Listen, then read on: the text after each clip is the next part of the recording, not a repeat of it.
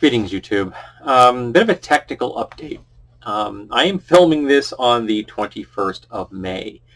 I normally have my videos shot and in the can and uploaded to YouTube anywhere between 10 to 14 days ahead of schedule. That's the way I like to do it. I like to have a buffer in case something pops up that I have no control over. For example, I come home from work one day and I go to turn my computer on and the hard drive is completely fried, which is what happened to my computer. Now, it's the second time my hard drive is fried in that computer.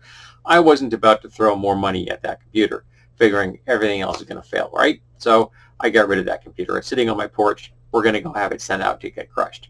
Right now, I'm looking at a new computer.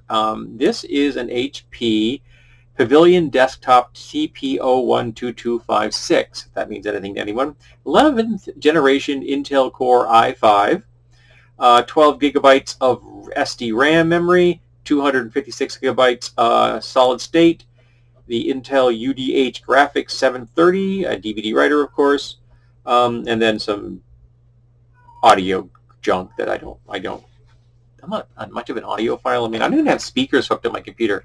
I use headphones. I had speakers here, but all the cat did was kept knocking them off behind my monitor. They would fall down, and they would yank the cords out, and they would disconnect things. I got rid of the speakers.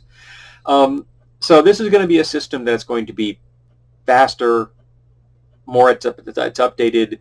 It's got, I think, about the same size SD solid state drive that I had on my last one. I had a solid state on that as well.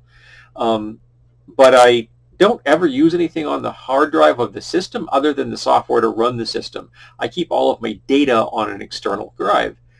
So when my hard drive fried, it wasn't a huge crushing blow to me. It was a financial hit, but it wasn't, I didn't panic or anything because the data was all safe.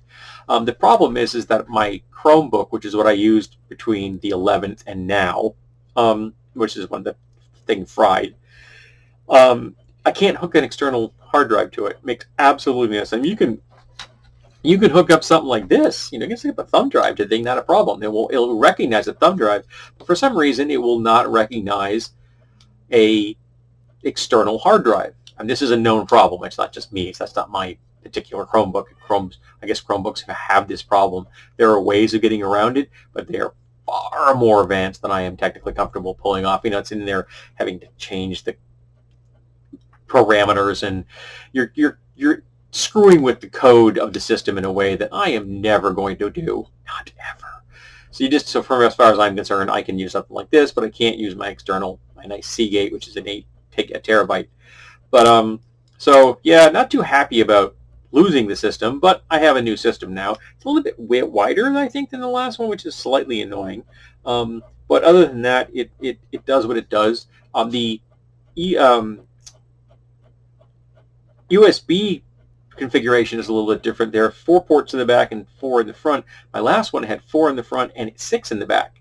So I actually have to have my main external hard drive plugged into the front of the system, which is a little annoying, but it's not that big a deal. I also have a cable here that is for the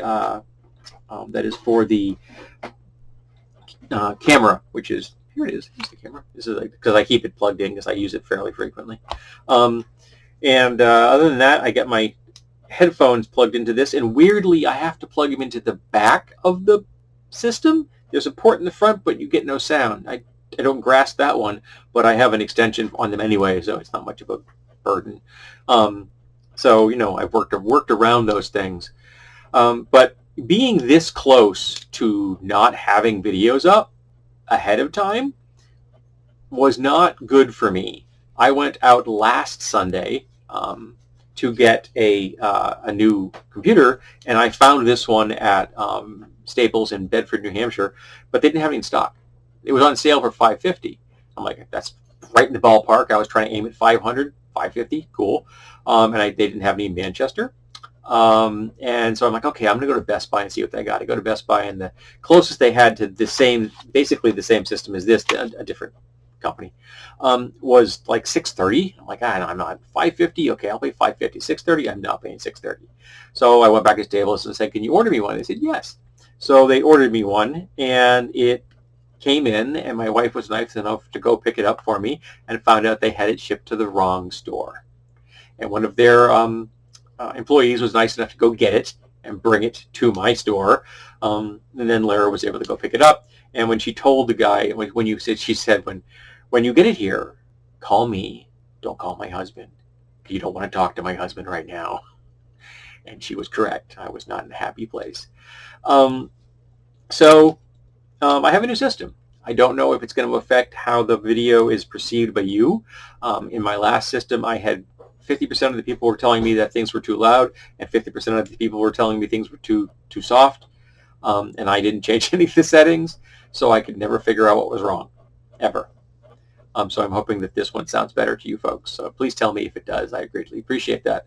So now I have to get a bunch of videos recorded this weekend so that I can be back on track the way I want to be, which is to having stuff 10 to 14 days ahead of schedule. So again, I can have that buffer in case there's an emergency of any variety, such as your hard drive going, that's not what I want to have happen anytime soon. I mean, the old system was 8 years old, so I mean, you know, it's getting a little long in the tooth anyway. So yeah, it's gone. So this is where we are. Let's hope that things move swimmingly forward in the future. I don't want to have to deal with any of this crap again. Everything is set up. Interestingly, the first software my wife found for Logitech was something called a hub, which is for gaming, which has no use for me whatsoever. Then we found the capture software, and here it is. And it's actually very close to the same software I used the last time, so I'm happy. And I've got one shot back, and one shot's what I use to edit for the pathetic levels of editing that I do, which is just stitching things together. So yeah, here we are. I hope that it is better for you folks. And let's hope that in the future my hard drive doesn't fry.